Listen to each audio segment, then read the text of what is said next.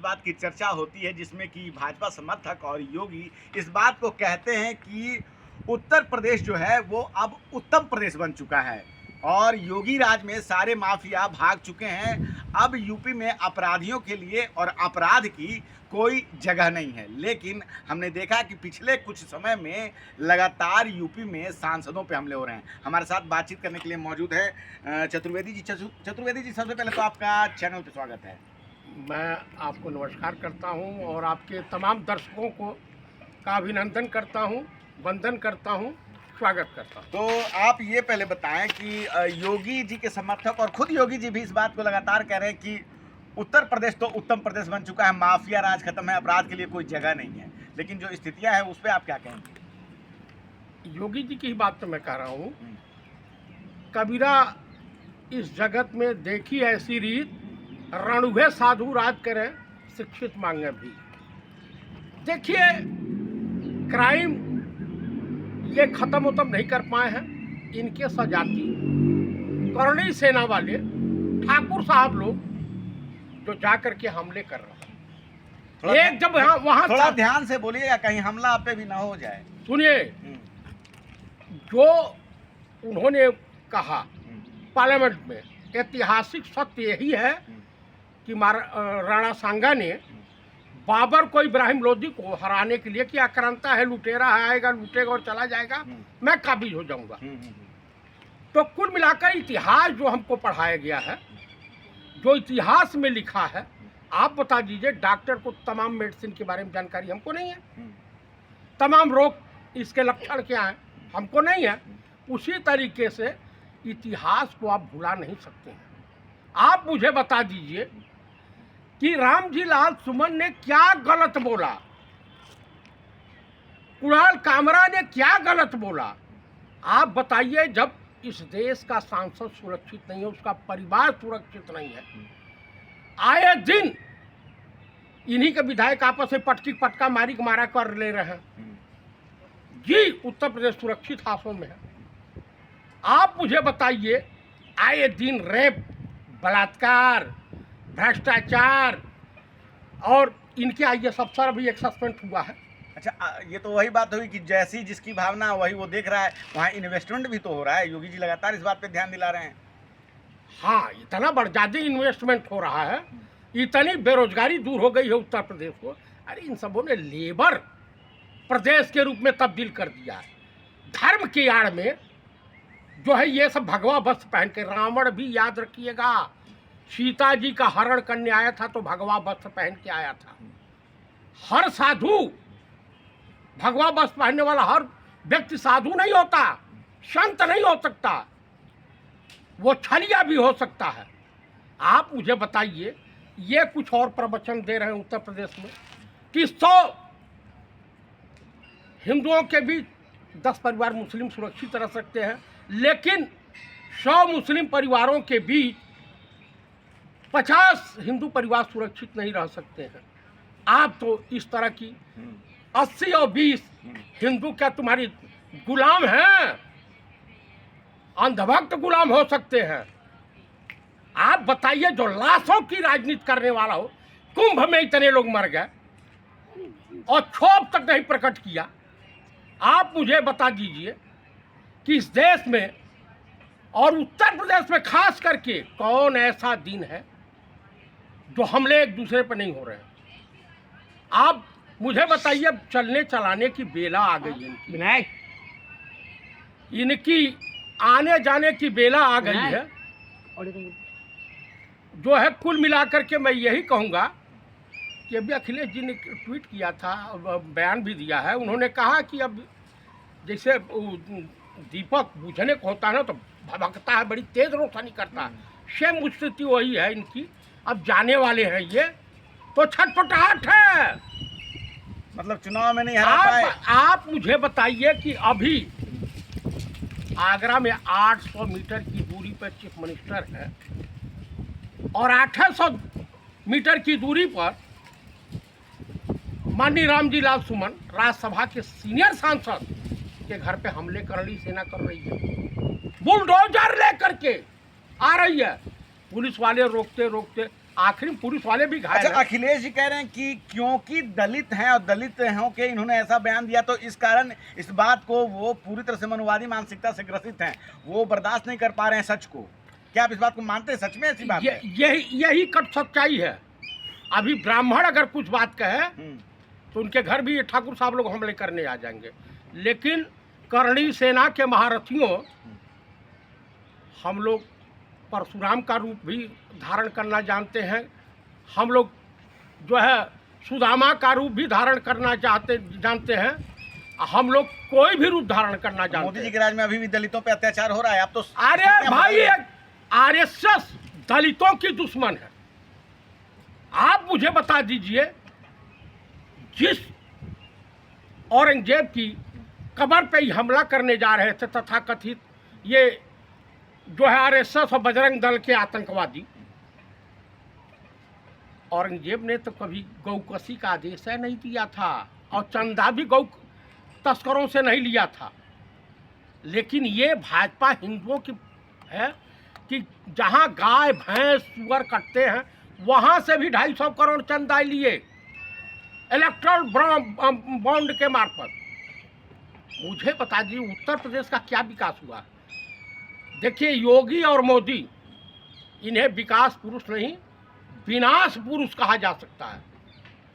इसमें यही कटु सच्चाई है। अभी बातचीत में आपने कहा कि धर्म की आड़ की राजनीति कर रहे हैं। अभी कर्नाटका के जो उप मुख्यमंत्री हैं डी शिवकुमार, 4% का जो ठेकेदारी में मुस्लिमों को आरक्षण मिल रहा है, जेपी नड्डा साहब ने बयान दिया कि ये मुस्लिम धर्म के नाम पे जो आरक्षण दिया जा रहा है ये तो संविधान में है नहीं। तो कांग्रेस कैसा संविधान चाहती है? असल बात, देश के गड्ढा जेपी नड्डा ये एकदम झूठा इसने बयान जो दिया है पार्लियामेंट में। इन्होंने कहा कि संविधान बदलना चाहती है कांग्रेस, इनका इस तरह का बयान है, उसी में फंस गए है। इस तरह का कोई बयान नहीं है कि हम संविधान बदलना चाहते हैं। अरे भाई, आरक्षण है, क्यों नहीं, किसको मिलना चाहिए? धर्म के नाम पे आरक्षण थोड़ा ही है, अल्पसंख्यक के नाम पे तो है।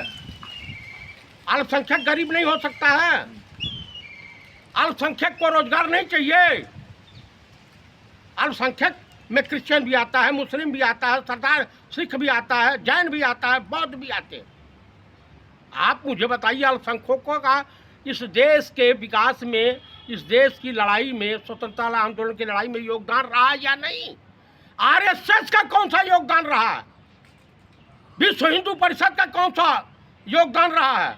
हिंदू महासभा का कौन सा योगदान रहा है?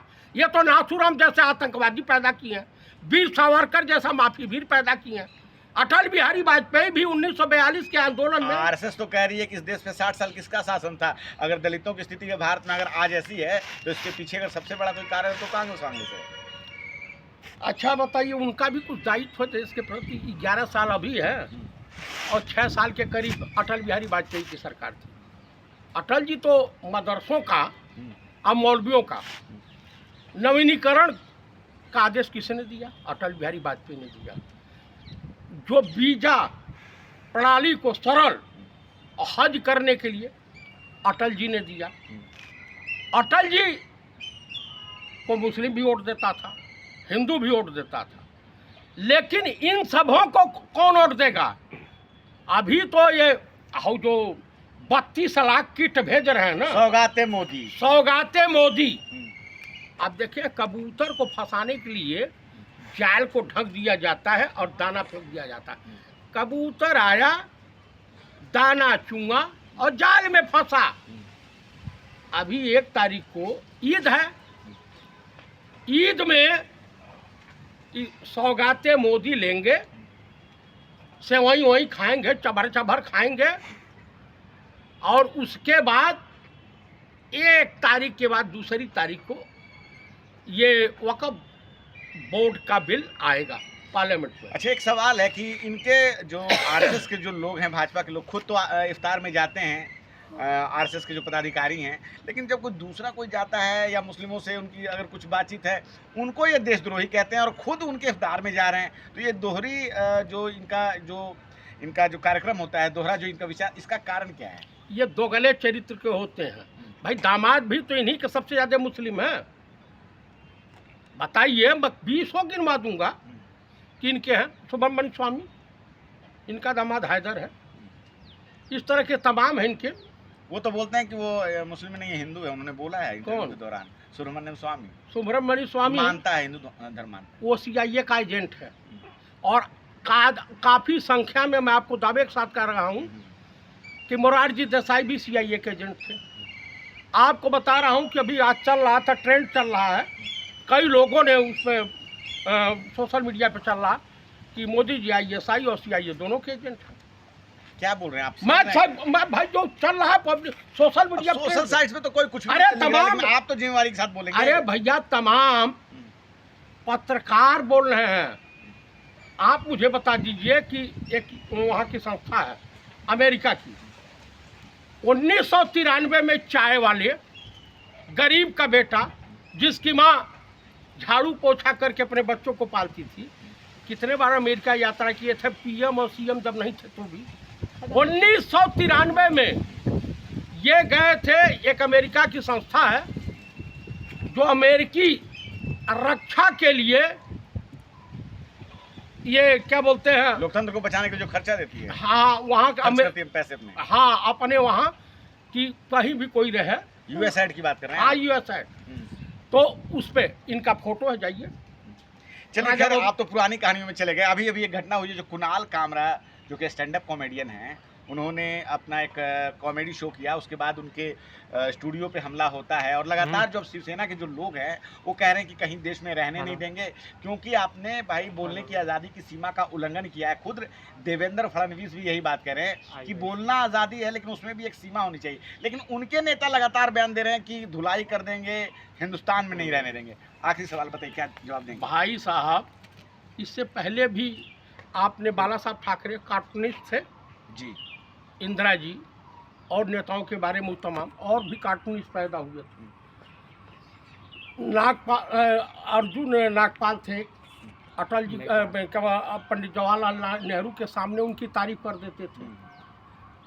जब एक बार जन्मदिन था, इंदिरा जी बुलाने गई थी इनको, हरवंश राय बच्चन को, तो वहाँ पे आए हुए थे नागपाल, युवा नागपाल। तो उन्होंने नागपाल या नागार्जुन की बात?